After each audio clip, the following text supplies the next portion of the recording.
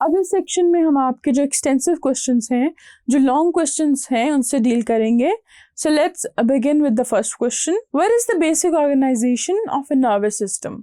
अब वो basic organisation आपसे पूछ रहे हैं नर्वस सिस्टम की, तो आप पहले नर्वस सिस्टम को डिफाइन कर दें, फिर आप नर्वस सिस्टम की जो डिविजन्स हैं उनके बारे में बता दें, किस तरह से जो है सेंट्रल नर्वस सिस्टम है और पेरिफेरल नर्वस सिस्टम है, सीएनएस में क्या आता है, पेरिफेरल में क्या आता है. और ये चीज़ें बहुत क्लियरली एक जगह मेंशन है आपकी बुक में. जो फिगर है 17.8, एक चार्ट सा वो बना हुआ है, एक फ्लो चार्ट बना हुआ है, आप उसको फॉलो करें तो वो बहुत ही डिटेल में सारी चीज़ें, सारी डिविजन्स बहुत अच्छे से बताता है.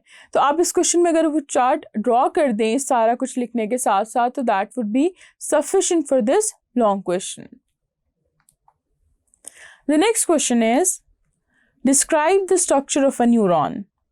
अब आप सबसे पहले न्यूरॉन को डिफाइन करेंगे कि वो क्या है, उसके बाद आप उसके स्ट्रक्चर की तरफ जाएंगे कि उसके अंदर जो स्ट्रक्चरल एलिमेंट्स हैं वो कौन से हैं. आप बताएंगे कि सेल बॉडी क्या है, डेंड्राइट्स क्या है, एक्सॉन्स क्या हैं, माइलिन शीथ क्या है, शिमॉन सेल्स कैसे हैं और क्या काम है, और उसमें से किस तरह से जो नर्व इम्पल्स है वो जंप कर रही होती हैं. इसके साथ साथ आपने न्यूरॉन की एक प्यारी सी अच्छी सी जो है डायग्राम भी बनानी है, उसको बड़ा नीटली लेबल करना है, because it's not difficult, it's very easy. तो ये सारी चीज़ें आप डिटेल इसकी आपकी बुक में लिखी हुई हैं, सेल बॉडी की, डेंड्राइट्स की और बाकी चीज़ों की, तो आप ये लिख दें. That would be more than enough for your long question. The next question is, describe the 3 types of neurons and right the functions. अब आपने बताना है कि न्यूरॉन की टाइप्स कौन सी हैं और उनके फंक्शंस के बारे में बताना है. सबसे पहले आपके पास सेंसरी न्यूरॉन्स आ जाते हैं, उनका काम बताएं कि वो क्या होते हैं, और फिर देन आप उसके बाद मोटर न्यूरॉन्स पे चले जाएं, उनका काम बताएं कि इन्होंने कंडक्ट करना होता है नर्व इम्पल्सिस को away from the central nervous system. फिर आप इंटर न्यूरॉन्स के पास चले जाएं, उनका बताएं कि इंटर न्यूरॉन्स जो हैं ये इंटायरली सिर्फ और सिर्फ जो है आपके सेंट्रल नर्वस सिस्टम में होते हैं और ये मैसेजेस कन्वे करते हैं between various part of the CNS. ये सब आप लिखेंगे और जो बाकी डिटेल्स भी मैंने मेंशन की हुई हैं, तो that would be enough for your extensive question. The next question is, right the classification of neurotransmitters. अब आप बताएं कि न्यूरोट्रांसमीटर क्या हैं और उनकी क्लासिफिकेशन बताएं. पहली हेडिंग आप एक्साइटेटरी न्यूरोट्रांसमीटर्स के देंगे, उसमें बताएंगे कि वो क्या होते हैं, कुछ एग्जांपल्स जो है वो भी आप बताएंगे, और फिर आप ये भी बताएंगे कि they also function as hormones, जैसे एपिनेफ्रीन है, नॉरएपिनेफ्रीन है, या आपके हार्ट रेट को भी इफ़ेक्ट करते हैं. फिर आप सेरोटोनिन का बता दें, डोपामीन का बता दें कि they affect your sleep, mood, attention and learning.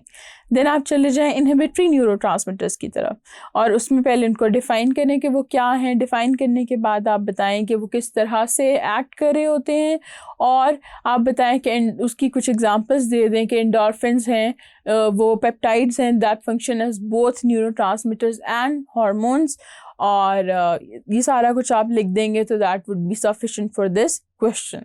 The next question is, describe the human brain. अब आप ऐसे करें कि आप ह्यूमन ब्रेन का पहले तो बताएं कि 3 पार्ट्स हैं. We have fore brain, mid brain and hind brain.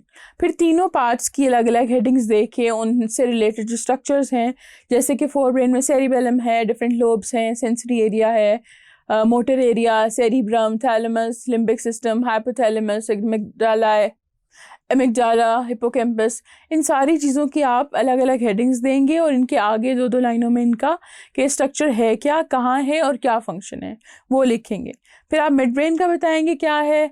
फिर आप हाइंड ब्रेन पर चले जाएंगे और उसमें सेरिबेलम, पॉन्स, मेडुला और वेंट्रिकल्स का डिटेल बताएंगे जो आपकी बुक में लिखी हुई है. मैंने आपको मेजर हेडिंग्स बता दी है कि आपने डिवीजन इस तरह से करनी है और इसमें फर्दर डिटेल्स वहाँ से देख के लिख लेनी है. अगर आप ये लिख देते हैं तो that is sufficient for this long question.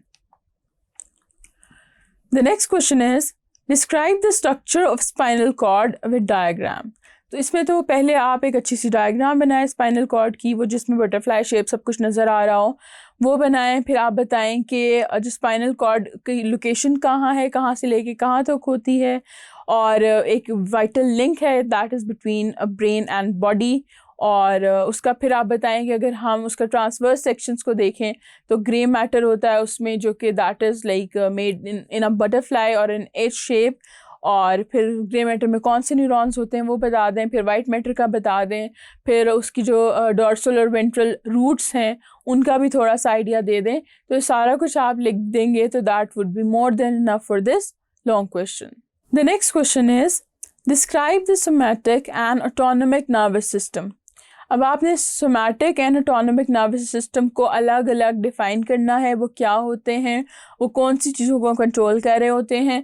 फिर आप सोमैटिक को डिफ़ाइन करने के बाद आप जब ऑटोनोमिक पे जाएंगी, उसकी सारी डिटेल्स बताएंगी, तो उसकी आगे जो फर्दर 2 सब टाइप्स हैं, सिंपैथेटिक डिवीज़न और पैरासिम्पैथेटिक डिवीज़न, उनके बारे में भी बताएंगे, उनकी थोड़ी थोड़ी डिटेल भी लिखेंगे।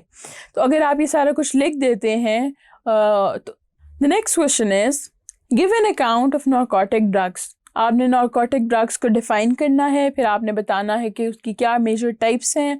आप हेरोइन का बताएं, कैनबिस का बताएं, फिर आप उनकी दोनों की डिटेल्स लिखें कि वो क्या हैं, क्या उनके इम्पैक्ट होते हैं और वो किस तरह के प्रॉब्लम्स फ्यूचर में कॉज कर सकते हैं। देन आप निकोटीन का बताएं एंड अल्कोहल का बताएं। ये चारों की चारों ड्रग्स के बारे में आप उनकी डिटेल लिख देंगे, उनके जो है सिम्टम्स और उसके बाद होने वाले जो साइड इफ़ेक्ट्स हैं उनका बता देंगे। तो that would be more than enough for this long question.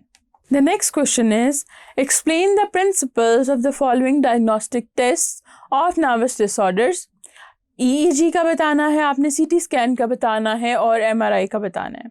अब आप पहले तो इनकी फुल फॉर्म लिखें, विच इज़ वेरी इंपॉर्टेंट कि आपको पता है कि इनकी फुल फॉर्म क्या है। कि इलेक्ट्रोएंसेफेलोग्राफी जो है वो EEG होती है, कंप्यूटर टोमोग्राफी स्कैन जो है वो आपका CT स्कैन होता है, और मैग्नेटिक रेजोनेंस इमेजिंग जो है वो आपकी MRI होती है। ये फुल फॉर्म्स लिखने के बाद आप तीनों का इनके अंदर उनका यूज़ बताएंगे, क्यों की जाती है, हम इससे क्या चीज़ें नोट कर सकते हैं, वो डिटेल्स मैंने आपको प्रोवाइड कर दी हैं। उनका थोड़ा सा कंपैरिजन भी बताया है कि किस तरह से CT स्कैन जो है एक्सरे टेक्नोलॉजी को यूज़ कर रहा होता है और उसको कंबाइन करके कंप्यूटर के थ्रू इमेजेस निकालता है। फिर आप जब मैग्नेटिक रेजोनेंस इमेजिंग की तरफ जाते हैं तो उसमें उसको हम किस तरह यूज़ करते हैं, वो किस तरह का स्ट्रक्चर होता है, उसमें किस स्ट्रेंथ का मैग्नेट यूज़ हो रहा होता है, ये सारा कुछ आप लिखेंगे तो ही it would be more than enough for this long question. तो यहाँ पे जो आपकी बुक की एक्सरसाइज है वो ख़त्म होती है। I have tried my level best कि मैं हर क्वेश्चन को अच्छे से डिटेल में बता सकूँ और उसकी एक्सप्लेनेशन दे सकूँ। And now I hope that you understand it well. This is your biology instructor Zainul Arfin from tutoria.pk.